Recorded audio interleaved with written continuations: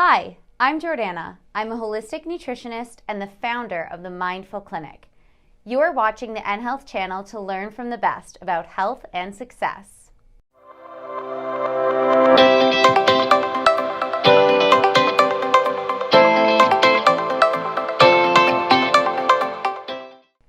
The heart is a vital organ and a powerful muscle.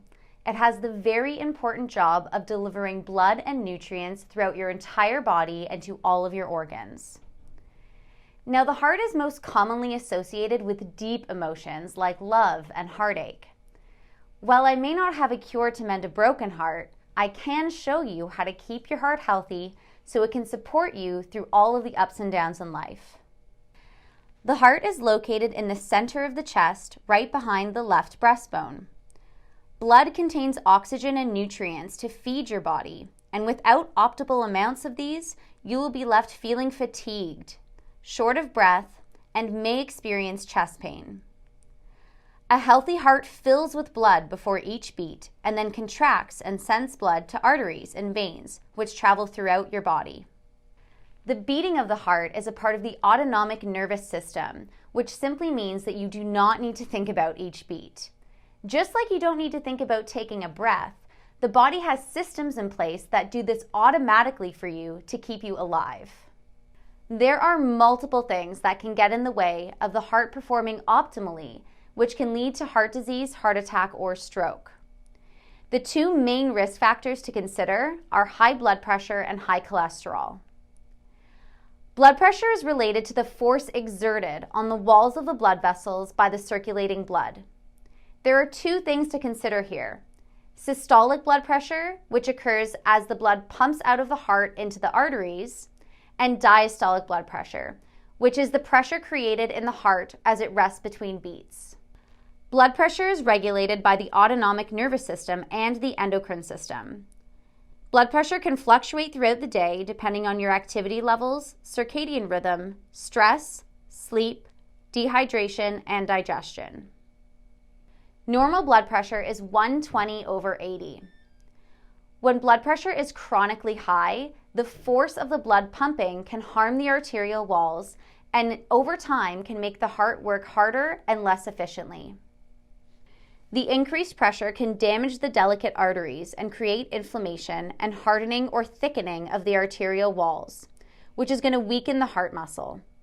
This is a catch-22 because when the arterial walls become damaged, the walls thicken and the heart must work even harder, which creates more damage, and so on. Cholesterol is just a molecule, and it tends to have a negative connotation in the healthcare world, despite its extremely functional and adaptive purpose in the body. The liver creates its own cholesterol, making up about 75 to 80% of the body's total cholesterol. The additional 20 to 25% comes from dietary sources. Cholesterol has many roles that are vital for the way that the body functions, including its component of phospholipids, a precursor to steroidic hormones, it's a precursor to vitamin D, and a component of bile, and it can tend to behave like an antioxidant. There are two forms of cholesterol that are measured in blood work, HDL and LDL.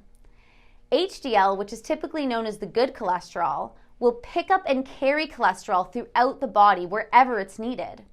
It will also eliminate excess cholesterol through the liver for detox.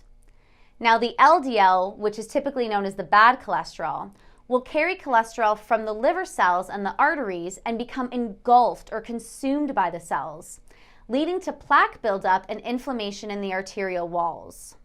Similar to high blood pressure, when there are high levels of inflammation and plaque buildup, the heart has to work much harder and can lead to more damage of the delicate veins.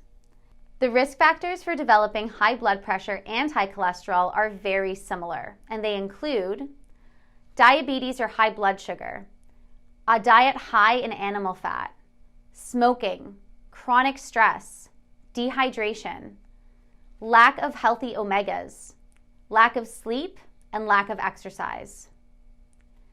Now that we have learned about all of the things that can compromise our heart health, let's take a look at how to keep our heart healthy. My first recommendation is cardiovascular exercise. Aerobic exercise is anti-inflammatory, promotes healthy blood flow, and oxygenates the blood. My recommendation is at least 30 minutes per day, and there's no need to run a marathon. Walking is just as good and easier for the joints. The second recommendation is through the diet. It's important to cut off the visible fat from animal products, reduce or eliminate processed sugar, reduce refined grains, remove dairy from the diet, and increase healthy fats like nuts and seeds, fish, and avocados. The third recommendation is getting adequate sleep.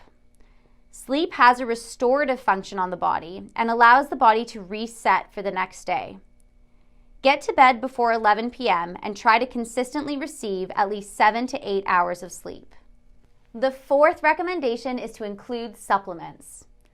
The best supplements for heart health are magnesium glycinate.